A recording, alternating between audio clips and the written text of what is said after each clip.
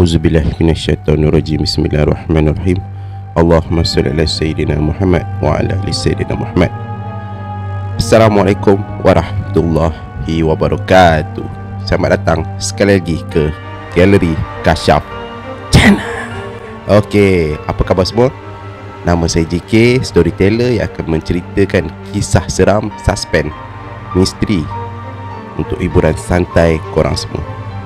Pertama sekali, terima kasih kepada korang kerana sudi nak dengarkan cerita yang saya sampaikan. Saya doakan agar semua penonton yang menonton dekat Galeri Kasyaf Channel ni moga diberikan kesihatan yang baik, dimurahkan rezeki dan dipermudahkan segala urusan dunia dan akhirat. Alright, sebelum saya nak mulakan cerita, macam biasa, minta jasa korang, siapa yang tak buat lagi, klik tombol like, share dan juga subscribe channel ni. Buat subscriber tak banyak lagi, saya perlukan subscriber yang banyak, view yang banyak, supaya kita dapat ada semangat lah bila nak cerita kisah-kisah misteri ni. Bila ramai yang tengok, kita jadi semangat lah nak cerita, buat konten. Tapi jangan risau, saya tetap akan ceritakan kisah-kisah ni walaupun tak ada view. Tak apa, insyaAllah boleh, no problem. Okay, pada sesiapa yang berminat nak share kisah seram korang, boleh tekan link WhatsApp atau email pada ruangan description dekat bawah video ni. Okay, jom kita sambung kisah yang seterusnya untuk cerita manusia bertopikan syaitan ni. Jadi sebelum kita mulakan cerita, macam biasa, kita mulakan dengan zikir Subhanallah walhamdulillah wa la ilaha illallah wallahu akbar. Jom kita mulakan.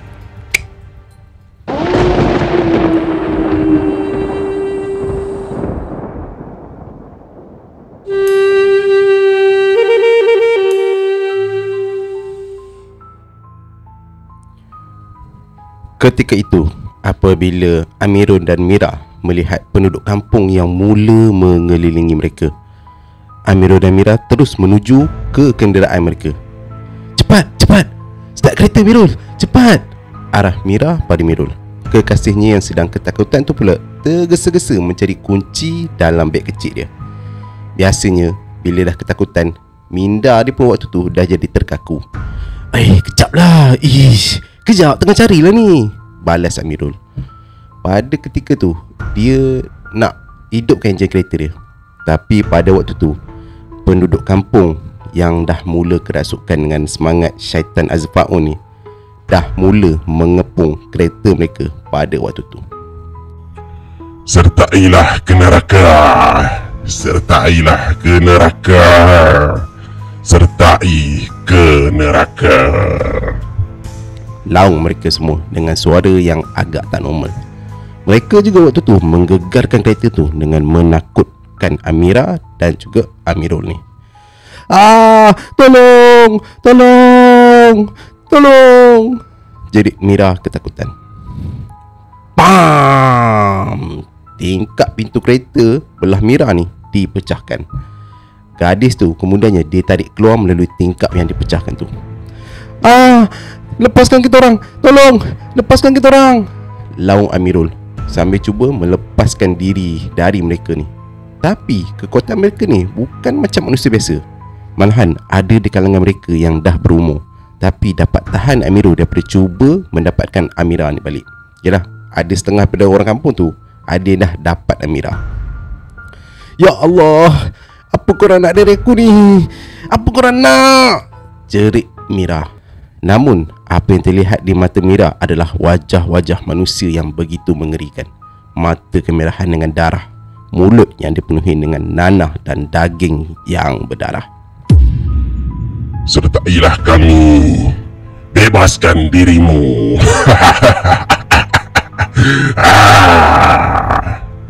Laung mereka semua dengan penuh semacam gilakan keganasan.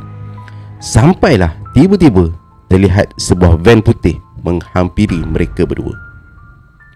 Nah, kau rasa kan ni setan celaka?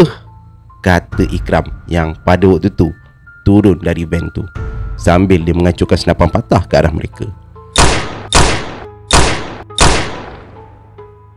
Beberapa des tembakan dilepaskan tepat ke arah penduduk kampung tu. Keadaan waktu tu menjadi semakin huru-hara dan siren sekali lagi berbunyi. Siren yang seperti memberi isyarat pada penduduk kampung yang lain. Mira dan Amirul yang masih lagi terkejut dengan apa yang berlaku, nampak Ali memanggil mereka untuk masuk ke dalam van mereka tu. "Cepat, sini, masuk sini. Cepat, sini. Arah si Ali. Tak ada pilihan lain. Mira dan Amirul terpaksa biarkan kereta mereka dan menuju ke arah van putih tu. "Ikram, dah, jom, cepat." Arah Ali pula pada Ikram. Selesai dengan tugas dia, Ikram masuk ke dalam kenderaan tu sebelum Ali bawa mereka beredar dari situ. Van yang dipandu oleh Ali masih meluncur di atas jalan raya. Mira, Amirul dan Ikram masih cuba mencari nafas, masih lagi terengah-engah. Mira dan Amirul lah terutamanya masih lagi tak dapat faham apa benda yang berlaku pada waktu tu. Nazurah dan Azam sudah pun mati. Nenek pula ataupun Nek Uda ni dah jadi ganas macam penduduk kampung geriling yang lain. Tubuh mereka waktu tu masih lagi terketar. Amirul dan Miran lah. Air mata Mira waktu tu mula membasahi pipi putih dia sambil teringatkan rakan di Nazurah yang dah mati tu. Pada waktu tu Ikram yang dah dapat tenaga dia balik terus periksa tubuh Amirul dengan orang kata rakus dengan ganas lah. Macam macam tu. Apa kau buat ni sial? Lepaslah, tanya Amirul bila melihat tindakan Ikram ni. Tapi Ikram tak menjawab pertanyaan lelaki tu. Sebaliknya, dia mengarahkan Mira untuk menunjukkan anggota badannya, macam tangan, kaki dan leher. "Okey, bagus, tak apa. Tak ada kesan gigitan," kata Ikram perlahan lepas Mira menurut perintah dia. Mira dapat merasakan bahawa Ikram ni macam tahu sesuatu yang berlaku. Dan waktu tu terus dia tanya, "Hei, siapa korang ni, ha? Apa yang dah jadi sebenarnya ni? Apa dah jadi? Come on, please explain," kata Mira waktu tu. Walau macam mana pun, Ikram hanya mendiamkan diri sambil melihat persekitaran luar tingkap. Setelah beberapa ketika, Ikram akhirnya bersuara dan tanya pada Mira, "Hey, kau ni Mira kan? Adik pada Umairah kan?" Mira agak terkejut dengan pertanyaan lelaki tersebut. Ya. Macam mana kau boleh kenal Kak Umairah?" tanya Mira pula. Macam ni, boleh dikatakan dulu kita orang ni kawan, balas Ikram. Sepertinya dia macam tak nak menceritakan hal sebenarnya pada Mira. Dan mereka kemudiannya melalui satu jalan yang terlalu gelap, hanya ditemani lampu kenderaan mereka saja. "Weh, Ikram, jalan ni memang gelap ke? Atau kau boleh nampak ada benda lain? Mata kau kan special?" Ali tanya pada Ikram. Risau jugalah dia bila takut-takutlah kalau mereka masuk pula ke alam yang lain. Hanya mata Ikram yang terbuka hijabnya dan dia saja yang mampu melihat benda-benda gaib. "Tak, memang jalan ni gelap," balas Ikram pendek. Walaupun begitu, dia terus peka melihat keadaan dekat luar. Takutlah kalau ada ancaman yang boleh melanda mereka pada bila-bila masa. Dan pada masa yang sama, van tu tiba-tiba saja mati dekat atas jalan raya. Terus berhenti. Apa dah jadi? Kenapa kereta mati?" tanya Amirul pada si Ali ni. "Mana aku nak tahu? Van dia dah mati. Mati sendiri. Manalah aku nak tahu? Bukan aku yang jadi van ni. Aku bukan enjin," jawab Ali yang dah mula cuak dengan situasi pada waktu tu. Mereka waktu tu semua lihat dekat luar tingkap. Hanya kegelapan malam saja yang menemani mereka pada waktu tu. "Ikram, kau ada nampak apa-apa tak?" tanya Ali pada Ikram. Rakannya waktu tu hanya menggelengkan kepala dia saja. Dan tiba-tiba, bam, bam, bam, bam, bam. Mereka waktu tu semuanya dikejutkan dengan kehadiran seorang lelaki yang cuba menghentak cermin van secara mengejut dengan kuat sekali. Nasib mereka baik kerana cermin tersebut masih belum pecah.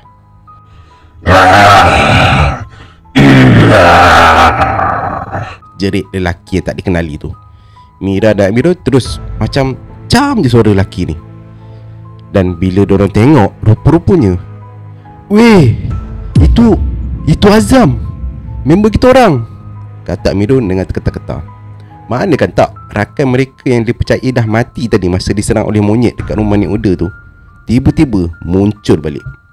Dan Azam sekali lagi cuba memecahkan cermin van tu. Masih belum pecah, Namun Ikram percaya bahawa cermin tu pasti akan pecah dengan satu kali hayunan je lagi. Dah, startkan enjin balik. Jom. Arah Ikram. Ali cuba sedaya upaya untuk hidupkan balik kenderaan tu.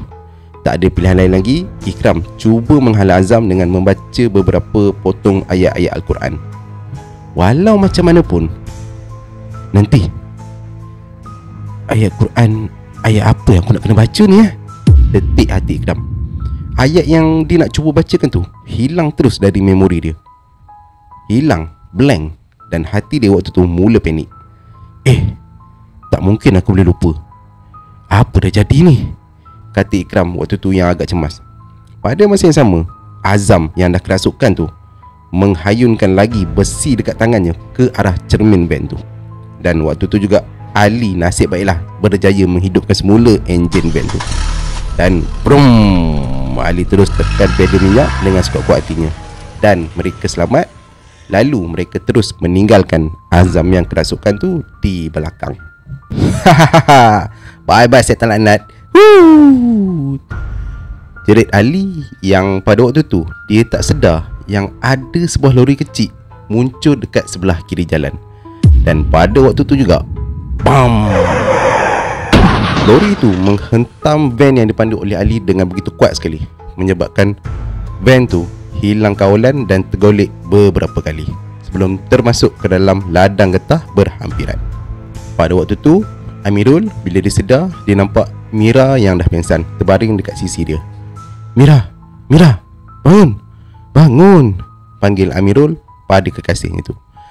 Ikram waktu tu pula ambil senapan dia bersama beberapa botol air bacaan Yasin. Dia yang pertama sekali keluar dalam van tu. Dan waktu tu rupa-rupanya Azam masih ada lagi kejar ada orang daripada belakang. Dan tak ada pilihan lain lagi, Ikram terpaksa tembak kepala lelaki tu. Bam. Dan Ikram kemudiannya bantu Amirul dan Mira untuk keluar dari kenderaan tu. Sehingga tiba pula giliran Ali. Dan waktu tu Ali sedar yang kaki dia dah tersangkut pada besi badan van. Besi tu pula menembusi betis dia dan darah dia banyak mengalir keluar. Ikram, tak apa, pergi je. Biar, aku dah tersangkut kat sini. Arah Ali pada rakannya tu. Oi, kau gila ke? Sini, cepat, pegang tangan aku. Aku tolong kau, kata Ikram yang tak nak tinggalkan Ali. Dia tak nak lagi orang-orang dekat sekeliling dia mati macam kejadian yang berlaku 5 tahun yang lalu. Namun begitu, Ali tetap keras dengan pendirian dia.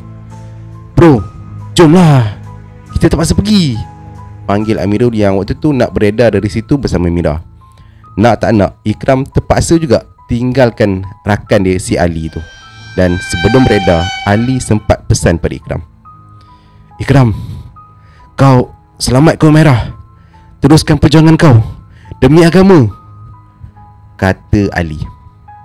Waktu tu Ikram bila dengar, dia sedih tau. Tapi dia terpaksa akur dan dia mengangguk tanda faham.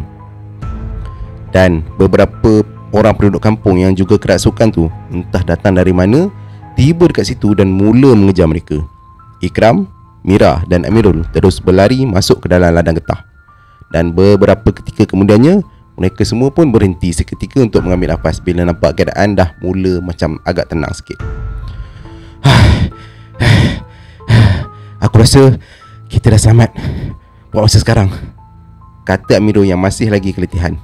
Ikram waktu tu dihulur lampu dia dan dia cuba tengok-tengok sekeliling lah. Dan memang tak kelihatan lagi lah penduduk kampung yang kerasukan tu tadi. Okey, memang dah selamat. Tapi kita kat mana sekarang ni? Dan parents saya, macam mana dengan orang nanti? Tanya Mira yang mula kerisauan dengan ibu bapa dia, iaitu Encik Razali dan Puan Jamilah. Fikiran dia waktu tu mula berfungsi balik lepas apa yang berlaku pada mereka. Dan fikirannya terdetik akan keselamatan Encik Razali dan Puan Jamilah. Tak apa, jangan risau, kita akan dapatkan diorang lepas ni. Lepas tu kita semua akan keluar daripada kampung ni, kata Ikram. Dan kemudian dia letakkan lampu dia untuk mengisi peluru dekat senapang dia. Dan bila dia ambil lampu dia balik, waktu tu tiba-tiba muncul beratus-ratus ekor monyet dekat depan mereka ni. Monyet apa pula ni? Sial lah. Aduh, jerit Amirul. Dia dan Mira waktu tu terus macam cuak dan bergerak dekat belakang Ikram. Dek kerana hanya Ikram je yang mempunyai senjata. Namun Ikram tahu pelurunya tak cukup kalau nak tembak semua haiwan tu. Waktu tu Ikram cuba ingat ayat-ayat Al-Quran yang dia dah hatam.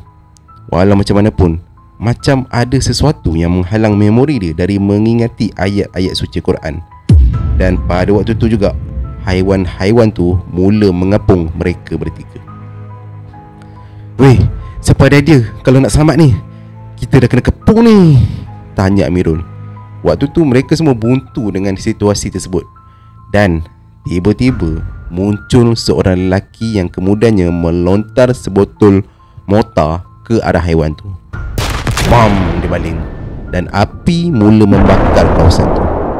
Jadi dalam kekalautan tu, lelaki tu berjaya tarik mereka semua pergi dari situ. Jom, ikut aku. Sini, sini, adah lelaki tu. Dan dia kemudiannya bawa mereka semua dekat pondok terbiar, di mana lelaki tu bersembunyi dari penduduk kampung. Amirul pula yang kesakitan akibat kemalangan tu, yang tadi berlanggar dekat tepi jalan raya tu masa lori tu, dia pun melabuhkan punggungnya. Maksudnya berehat kepenatan lah. Sebab apa? Kesakitan yang disebabkan kemalangan sebentar tadi. Nah, basuh luka kau dengan air ni, nanti melarat pula, kata lelaki tu.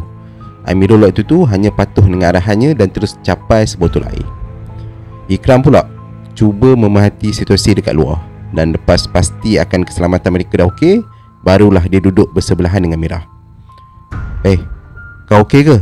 Tanya Ikram pada Mira.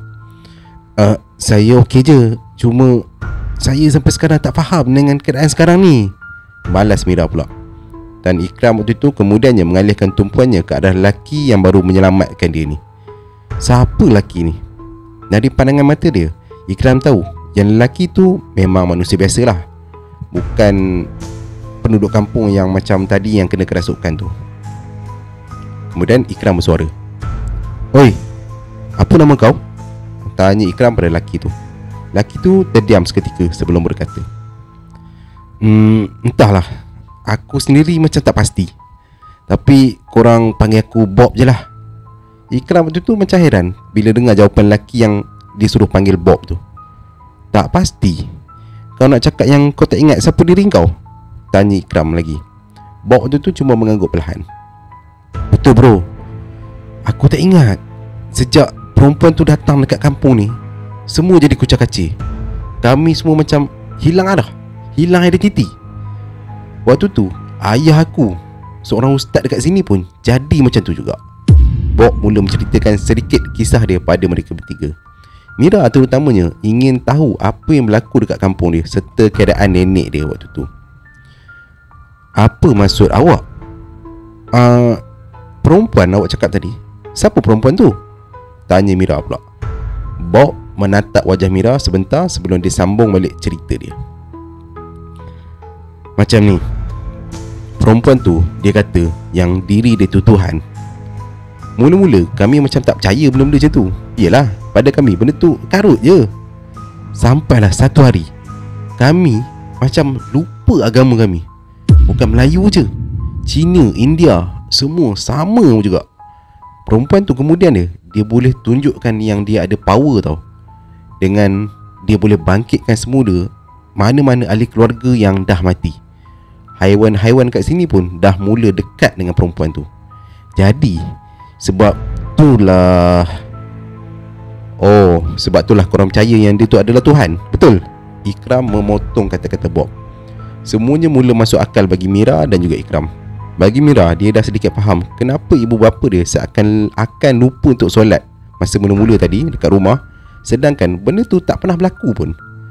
Sementara Ikram pula, dia dah mula faham kenapa dia mula lupa bacaan ayat Quran yang dia dah khatam walaupun dah beberapa kali. Akan tetapi, macam mana benda tu boleh berlaku? Betul bro. Ya, kami dekat kampung ni dah mula menyembah perempuan tu. Tapi cara dia mula jadi ekstrim. Dia mula minta korban dari kami yang masih hidup ni. Katanya dia perlu lakukan benda tu sebab nak cas kuasa dia. Dan barulah dia boleh hidupkan semula mereka yang dah mati ni bila-bila masa je. Dari kanak-kanak, bayi, sampai orang tua. Sejak tu lah aku macam jadi ragu-ragu tau dengan dia. Waktu tu juga aku cuba siasat perempuan ni, tapi penduduk kampung termasuk ayah aku, diorang pula yang nak bunuh aku tau. Semua macam dah hilang kewarasan. Jadi tak ada pilihan lain lah. Aku terpaksa bersembunyilah dalam hutan ni. Air mata mula membasahi wajah Bob, seperti macam dia kesal dengan tindakan dia. Ikram waktu tu hanya menepuk-nepuk bahu Bob, cuba menenangkan Bob ni yang duk cerita sambil sedih sangat ni. Kemudian Bob ni sambung lagi kata-kata dia. Perempuan tu juga, dia beritahu yang dia tu cucu pada Nek Oda. Muka dia lebih kurang macam kau lah. Macam ni, kata Bob lagi. Sambil tu dia tunding jari ke arah Mira. Waktu tu memang Mira terkejut lah dengan cerita dia. Sama? Kejap, maksudnya kau cakap pasal... Ya Mira, betul. Aku tahu. Perempuan tu, aku pasti dia adalah kakak kau, Umairah, kata Ikram macam tu. Mira waktu tu terkejut sambil dia tatap tajam-tajam wajah Ikram bila dengar yang Ikram ni sebut nama kakaknya yang dia sangka dah lama mati. Weh, kau gila? Kakak aku dah mati, kata Mira yang tak percaya apa yang dia dengar dengan kata-kata Ikram tu. Ya, betul. Itu yang kita orang semua sangka.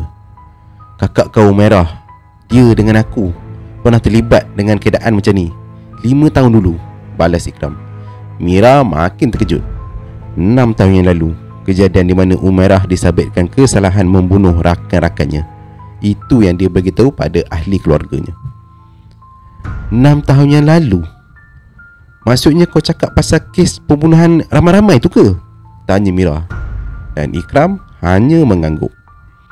Ya betul, 6 tahun yang lalu. Aku pun ada dekat sana juga. Tapi bukan kita orang yang buat. Benda yang korang nampak malam ni, benda tu yang lakukan. Benda tu adalah syaitan. Syaitan yang kami panggil sebagai Azfa'un. Syaitan tu akan rasuk mana-mana manusia dan menjadikan diorang ni seolah-olah macam kanibal, macam mayat hidup. Dan kalau mereka masih hidup pun, syaitan tu akan rosakkan tubuh mereka ni sampai mereka mati. Aku tak tahu kenapa, tapi Azfa'un ni, dia akan rasuk manusia melalui kecederaan ataupun gigitan. Aku ingat lagi, aku dengan Umairah pernah terselamat daripada insiden 6 tahun yang lepas. Tapi entah macam mana, Umairah sekali lagi terlibat dengan syaitan tu. Dan akhirnya Umairah memilih kegelapan. Umairah, dia pilih Azfa'un. Aku tahu Umairah masih hidup sebab dia ada hantar mesej dekat aku. Dia suruh aku join dia. Dia percaya yang dunia ni dah terlalu korup dan dia nak ubah balik. Bagi dia, semua orang akan happy. Tak ada lagi orang yang akan jatuh dan tak ada lagi orang yang akan kekal dekat atas. Aku tak tahu apa yang syaitan tu dah buat dekat Umairah. Tapi yang aku tahu, Umairah ni dapat gunakan kuasa Azfa'un tu tanpa dia bertukar menjadi orang gila macam orang-orang yang lain ni. Seolah-olah Umairah ni dapat kawal kuasa Azfa'un tu dengan sendiri tanpa bisikan daripada syaitan tu. Itulah yang aku tahu, at least for now. Sebab itulah aku datang kat sini. Aku nak selamatkan dia dari kegelapan. Tapi dia dah kuasai kampung ni terlebih dahulu. Mungkin lama kelamaan dia akan kuasai seluruh negara ni pula. Akhirnya Ikram menceritakan kisah sebenarnya. Kisah tentang apa yang berlaku pada dia dan juga Umairah. Mira bila dengar terus terdiam. Terlalu banyak benda dah berlaku, menyebabkan otak dia jadi macam lambat nak proses semua maklumat yang dia perolehi. Habis tu, kejap, nenek aku pun pernah ada hantar mesej dekat kita orang tau. Katanya dia sakit. Bila kami sampai sini, dia macam sihat pula. Macam mana kata Mira. Yang itu, aku rasa kemungkinan Umairah yang gunakan nenek kau untuk umpan korang datang ke sini. Ahli keluarga dia. Tapi aku tak rasa yang dia nak korang sertai ajaran sesat dia, kata Ikram lagi.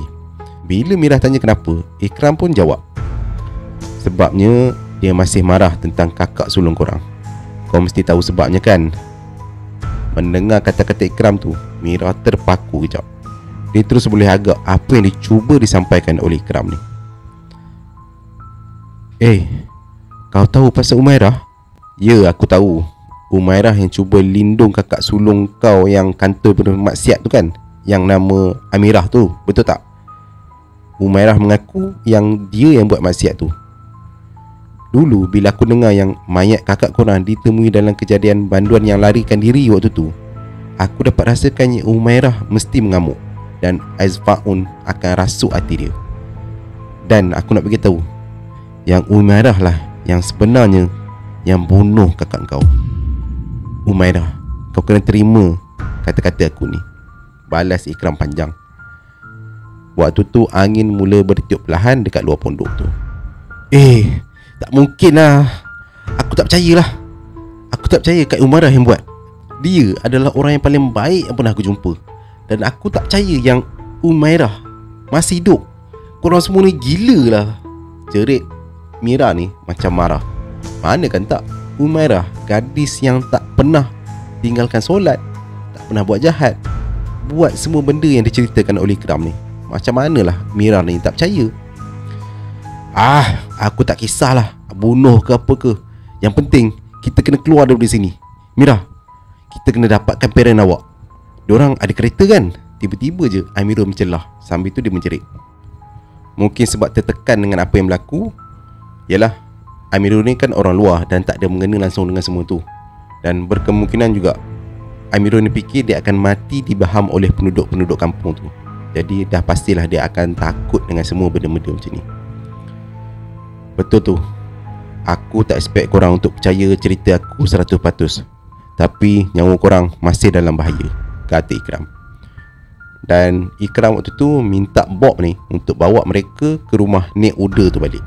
Tapi Bob bila dengar suruh bawa pergi rumah Nek Uda, dia jadi macam takut-takut je bila dengar permintaan tu. Weh, korang gila ke? Aku tak naklah keluar kat pekan tu balik. Nanti diorang bunuh aku pula. Bob cuba mengelak daripada menolong Ikram dan kawan-kawan dia ni. Tapi lepas didesak oleh Ikram, akhirnya Bob menyerah dan bersetuju juga. Okey.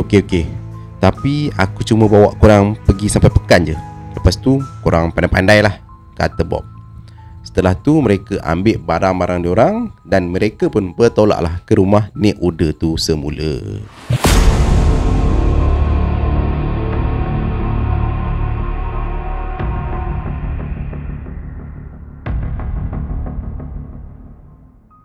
Kedengaran bunyi guruh kuat di langit menandakan hujan bakal turun tak lama lagi.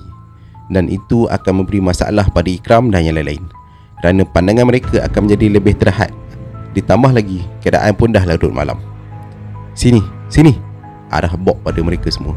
Dan pada waktu tu mereka masih lagi dalam ladang getah tu. Sebagai penduduk kampung tu, Bob ni mestilah dah arif dengan jalan-jalan tersembunyi yang menghubung seluruh kawasan kampung. Weh, nama kau Ikram kan? Kenapa Aku macam pernah dengar lah nama kau, tanya Mira pada Ikram, memecah kesunyian malam pada waktu tu. Mestilah kau pernah dengar. Nama aku dengan Umairah kan famous 6 tahun dulu. Pasangan yang membunuh rakan-rakan mereka. Headline satu berita dekat Malaysia ni. Takkan tak pernah dengar. Balas Ikram steady je. Entah kenapa dia macam selesa je bergurau macam tu dengan wanita yang baru dia jumpa. Mungkinlah sebab Mira ni mempunyai wajah yang lebih kurang serupa dengan Umairah. Oh, patutlah. Tapi aku terfikir juga apa yang kau cerita kat kita orang tadi. Ya, aku memang macam tak percaya lagi cerita tu. Tapi jauh dalam hati aku terasa macam sikit lega lah yang Kak Umairah tak bersalah dalam kes membunuh tu, kata Mira lagi sambil tersenyum manis. Kak Umairah antara kakak yang paling baik, paling manis yang pernah aku tahu. Aku tahu mustahil dia akan buat semua tu. Ikram bila dengar dia angguk perlahan je bila mendengar kata-kata Mira tu. Sebenarnya itulah yang Ikram harapkan. Berharap bahawa bukan Umairah yang membunuh kakak sulungnya tu. Bukan Umairah juga yang mengawal seluruh penduduk kampung tu. Dan Ikram juga berharap yang syaitan Azfaun tu yang buat semua benda ni, bukan Umairah atas diri dia sendiri. Sementara tu Amirul bila nampak Ikram dengan Mira ni bersembang, berbual mesra, hati dia jadi macam panas. Perasaan yang dipanggil cemburu tu sedikit menguasai hati Amirul. Mira, sini kejap, panggil Amirul pada kekasihnya tu. Ha, kenapa awak? Hairan Mira. Wow, bukan main mesra ya awak dengan laki Ikram tu. Tadi bukan main marah-marah, cakap bukan-bukan pasal kakak awak tu. Ish, tanya Amirul lagi. Mira kemudiannya terangkanlah apa yang dia bualkan bersama Ikram tadi. Tapi Amirul langsung tak percaya kata-kata gadis tu. Entahlah, saya tahu yang saya tak dapat jaga awak tadi. So lepas kita keluar dari sini, yang saya tahu, saya nak kahwin dengan awak. Mira bila dengar terus terdiam bila dengar pengakuan Amirul ni. Tiba-tiba je ayat tu keluar dari mulut dia. Mirul, awak ni gila ke apa? Tiba-tiba je. Dah lah, saya malas lah nak fikir pasal tu. Yang penting saya, awak, parents saya semua keluar dari sini. Dan kalau boleh nak pulihkan keadaan kampung ni. Balas Mira tersenyum, memikirkan bahawa kekasih tu macam mungkin bergurau untuk meredakan ketakutan dia. Tak lama lepas tu, dan mereka akhirnya tiba dekat jalan yang menghubung terus ke rumah Nek Uda. Okey, lepas ni korang jalan terus je. Bob bagi arahan terakhir dia. Mereka yang ada kat situ mengangguk tanda faham. Dan kemudian Bob terus beredar daripada situ. Mungkin juga dia cuba nak melarikan diri dari kampung tu, nak selamatkan diri dia lah seorang-seorang. Dan kemudian mereka pun berpisah. Mak, ayah, mak, panggil Mira. Pada waktu tu Encik Razali dengan Puan Jamilah ni bila dengar suara Mira daripada luar, terus diorang jenguk keluar. Ya Mira, apa jadi dengan kamu ni? Tanya Puan Jamilah kerisauan bila dengar suara Mira ni daripada luar. Waktu tu Puan Jamilah ni sebenarnya dia cuba nak mengucap, tapi memori dia macam terkesan seperti yang lain-lain. Mak, ayah, jom kita kena keluar daripada sini. Nak tahu tak, semua orang kat kampung ni dah jadi gila. Diorang dah bunuh Nazura, kata Mira. Puan Jamilah dan Encik Razali bila dengar tu macam jadi heran. Pelik, apa benda ni? Apa yang kau merepek ni Mira? Ha? Tanya Encik Razali.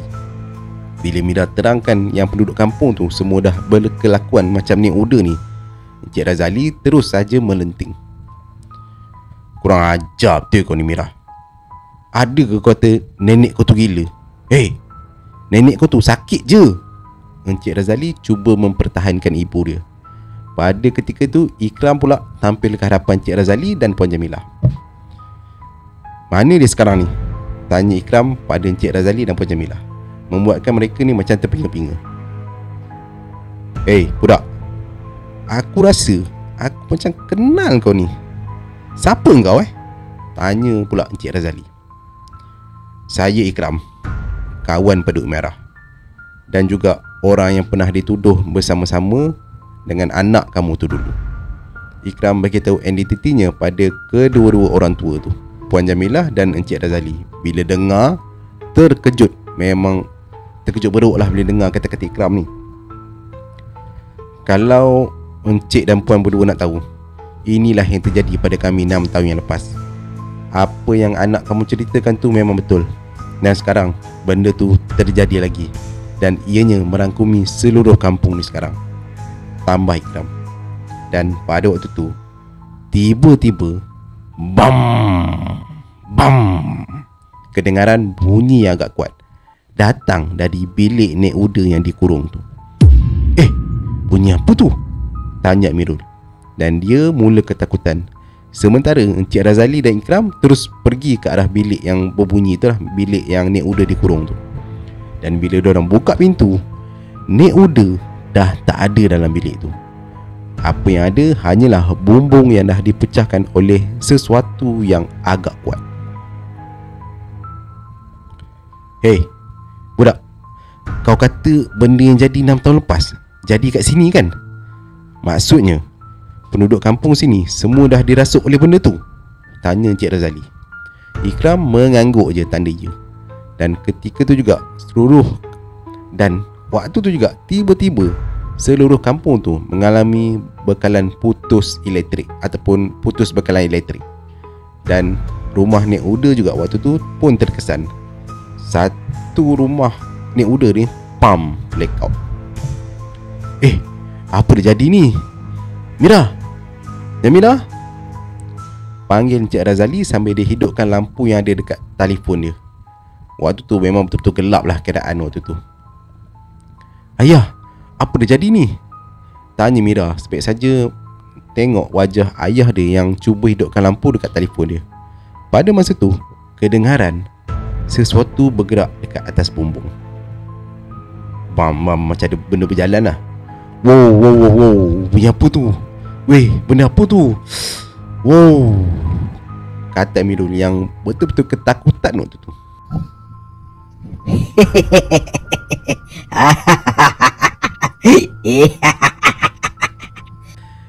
Memang waktu tu memang terkejut diorang ni semua bila kedengaran suara Nek Uda mengilai betul-betul kuat. Tapi diorang tak dapat nak kesan dekat mana kedudukan wanita tua tu. Ditambah lagi dengan ketakutan mereka semua yang ada kat situ. Hati-hati semua, sabar, tenang, kata Ikram. Dan beberapa ketika kemudian bunyi dentuman tu pun berhenti. Mana dia? Tanya Puan Jamilah. Tanpa dia sedari, rupa-rupanya Nek Uda dah ada dekat belakang. Dan dengan laju dia, Nek Uda ni yang dah kerasukan ni merangkak laju terus pergi ke belakang Puan Jamilah.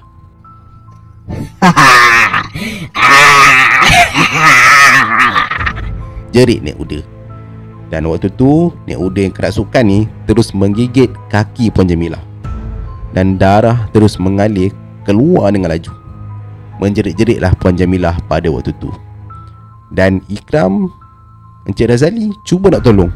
Tapi diorang ni pula terdengar macam ada orang lain yang masuk dalam rumah dari arah belakang. Sertai ke neraka. Sertai kami ke neraka. Rupa-rupanya yang masuk dari rumah arah belakang tu, itu adalah dua orang kampung yang kerasukan. Tiba-tiba masuk dalam rumah tu dan cuba memecah masuk ke dalam. Ikram dan Encik Razali terpaksa bertahan daripada serangan mereka ni. Dan Encik Razali tak sedar yang waktu tu kunci kereta dia dah terjatuh dekat atas lantai. Weh, Amirul, sini, cepat, tolong kita orang, cepat, kata Ikram.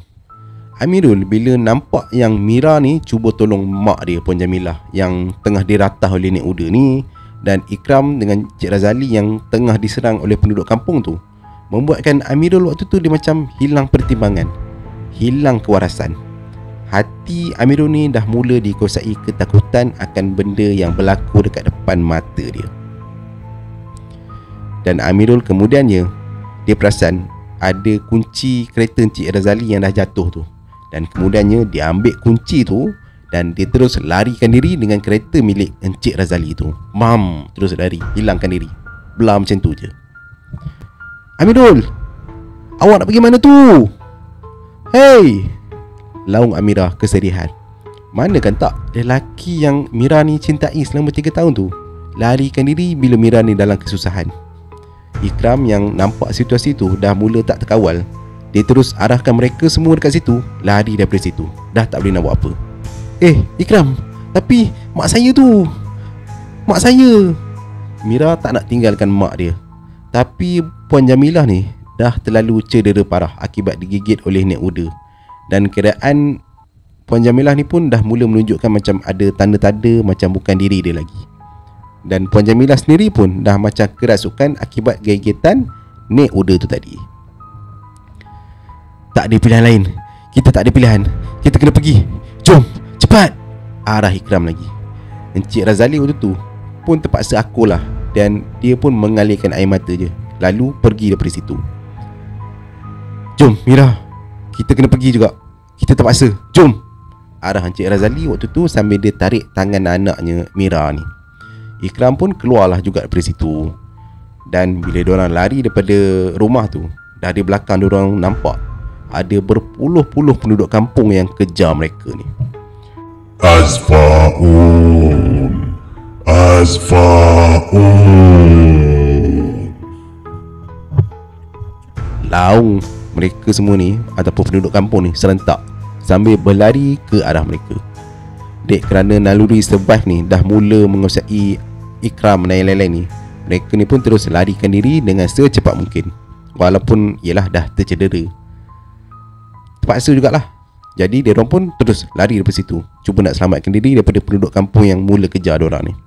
Dan bila diorang tiba dekat satu selekor, Ikram ni nampak ada parit dengan air yang agak dalam. Dari situ Ikram dapat idea untuk bersembunyi dalam parit tu. Tak lama kemudian, bila diorang ni semua rasa yang situasi dah jadi macam sedikit tenang, Ikram, Mira dan Encik Razali pun keluarlah daripada air dekat parit tu yang diorang cuba sembunyi tu. Bau busuk ke apa, diorang dah tak peduli. Yang mereka fikir adalah apa yang akan jadi dekat mereka sebentar ni lagi. Apa nak jadi? Mak, kata Mira mengenalkan nasib ibunya tadi. Lepas tu hati dia terus jadi panas tau tiba-tiba. Dan kemudian dia terus serang Encik Razali dengan tampar muka ayahnya tu. Pam, dia tampar. Ayah ni memang tak guna. Sanggup ayah tinggalkan mak kat sana? Ayah memang tak tanggungjawab, tengking Mira sekuat-kuat dia. Ikram cubalah nak tenangkan gadis tu. Yalah, takut kalau bila Mira ni terjerit-jerit, lokasi diorang ni akan terdedah. Ayah tak tahu kenapa ayah buat macam tu. Ayah takut. Ayah pun tak tahu nak buat apa tadi. Encik Razali terdiam lepas kata macam tu. Ikram fahamlah dengan keadaan yang diorang rasa sekarang tu. Ketakutan, kekusutan, semua tu menguasai hati mereka pada waktu tu.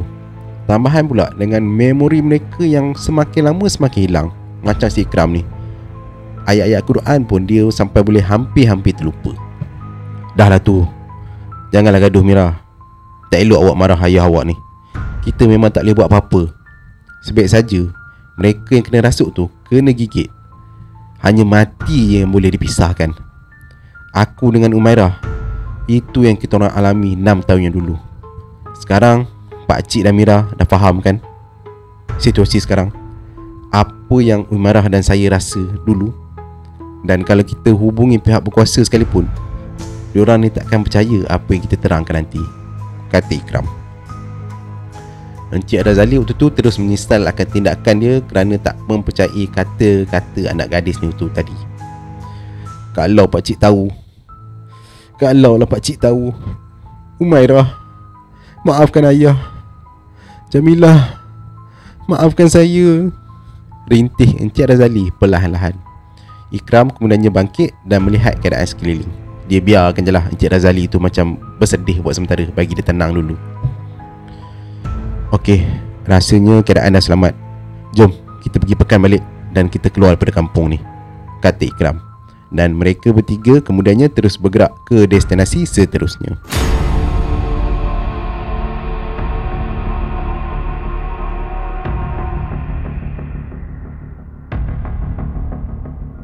Pada masa yang sama, Amirul pula memandu kereta yang dicuri tu dengan laju sekali. Mata dia fokus dekat bahagian luar. Aku kena keluar dari sini. Aku kena keluar. Aku mesti keluar dari sini, kata Amirul tu seorang diri. Dan bila dia tiba dekat satu selekor, Amirul terkejut bila dia nampak ada beberapa orang berdiri dekat tengah jalan raya, menyebabkan dia nak berhentikan kereta yang dipandu tu dengan mengejut. Sambil tu si Amirul ni dia menjerit, "Wey, ke tepi lah, ataupun aku langgar korang nanti," jerit Amirul pada mereka yang memakai jubah hitam tu, ataupun beberapa orang yang berdiri dekat jalan raya tu lah. Tapi lelaki ataupun orang yang berdiri dekat tengah jalan raya tu langsung tak berganjak dari posisi mereka waktu tu. "Aduh, sial lah korang. Mampuslah." Amirul yang dah hilang sabar tu cuba tekan minyak kereta dia tu, pedal minyak tu, dan cuba nak langgar orang-orang yang berdiri dekat tengah jalan raya tu. Walau macam mana pun, ada satu perkara yang sangat mengejutkan si Amirul ni. apabila salah seorang daripada mereka dekat situ yang memegang tongkat panjang berjaya menahan kereta tu daripada melanggar mereka dengan hanya menggunakan sebelah tangan je. Ar'ana suhaja'an. Orang-orang yang duduk dekat tengah jalan raya tu, salah seorang daripada mereka membaca satu doa dengan sangat lantang sebelum menolak kereta tu ke arah sebatang pokok. Memang maksudnya kekuatan mereka ni macam bukan manusia biasa lah. Memang betul-betul kuat. Dan bam, memang sekali tolak je, kereta tu terus berdentum. Dan akibatnya kereta yang dipandu oleh Amirul ni terus terjatuh ke sebelah, macam terbabas lah. Dan Amirul waktu tu dalam kereta tu terhentak kepalanya pada steering dan darah mula mengalir keluar dari kepala dia. Mereka yang berjubah hitam tu datang menghampiri Amirul yang kesakitan dan mereka kepung dia dari cuba melarikan diri. Amirul kemudian dia ditarik keluar dan kerusinya tu dicampak ke jalan raya. Oh, jadi inilah bakal adik ipar aku. Sedih. Hei, kata orang yang pegang tongkat panjang tu. Amirul waktu tu dia cuba tatap wajah dia sebelum dia hilang kesedaran dia. Ya, wajah orang tu, wajah yang pernah Mira tunjukkan pada dia sebelum ni. Memang tak salah lagi, itu adalah salah seorang daripada ahli keluarga Mira, kakak dia yang dituduh dengan pelbagai tumahan.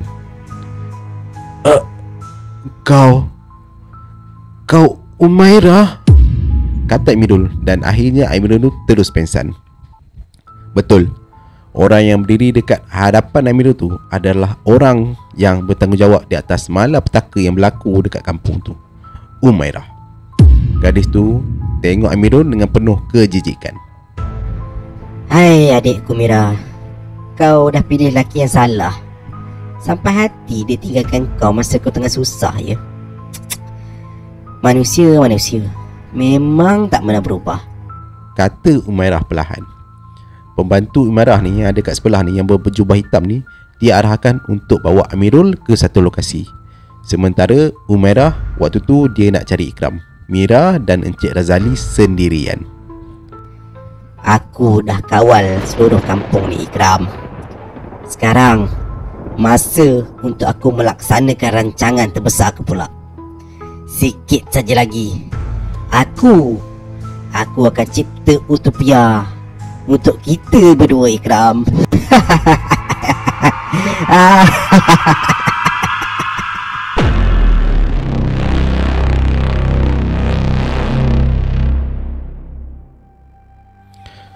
Okay guys, so itulah dia cerita untuk video kali ini. Sebenarnya kisah ni ada sambungan dia, tapi saya perlukan feedback daripada korang. Kalau korang berminat untuk tahu sambungan dia, InsyaAllah saya akan sambung lagi. So kalau korang berminat, boleh komen-komen, like dan juga beritahulah kalau korang berminat untuk saya sambung cerita ni. Okay. Dan saya harap juga kisah kali ni korang boleh ambil sebagai tibar dan jadikan sebagai pelajaran. Jadi pada siapa yang nak saya cerita lagi, berapa kali nak ulang kan, bolehlah komen-komen ya. So InsyaAllah itu saja daripada saya. Harap korang semua tiba. Kita jumpa lagi di next video. Assalamualaikum warahmatullahi wabarakatuh. Bye bye.